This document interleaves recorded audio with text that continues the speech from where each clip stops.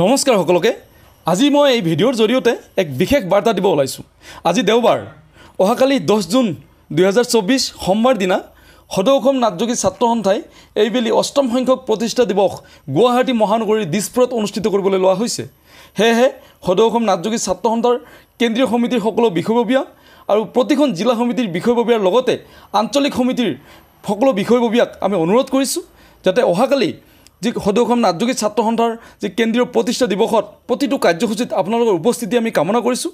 আপোনালোকে আহক আৰু আজিৰ পৰা প্ৰায় 8 বছৰ আগতে সকলো সময়তে শোষিত, লাঞ্ছিত, বঞ্চিত হৈ অহা এই বৃহত্তৰ খিলঞ্জীয়া জনগোষ্ঠীটোক আগবঢ়াই লৈ যোৱাৰ ক্ষেত্ৰত জাতিটোৰ ৰাজাৰ স্বৰূপ সদৌ অসম নাটযোগী ছাত্ৰ সন্থা গঠন হয় 2017 চনৰ 10 জুন তাৰিখে আৰু আহি প্ৰায় 8 বছৰ অতিক্ৰম কৰিব।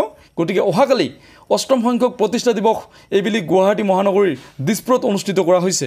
গতিকে সকলো বিষয়ববীয়াৰ লগতে আমাৰ শুভাকাংক্ষীসকলক আমি অনুৰোধ কৰিছোঁ, উপদেষ্টা মণ্ডলীক আমি অনুৰোধ কৰিছোঁ, আপোনালোকে আহক অহাকালি আমাৰ প্ৰতিটো কাৰ্যসূচীত অংশগ্ৰহণ কৰি অনুষ্ঠানখন সাফল্যমণ্ডিত কৰাত সহযোগিতা আগবঢ়াওক। জয়তু যোগী জাতি, জয়তু নাটযোগী ছাত্ৰ সন্থা, জয় আই অসম।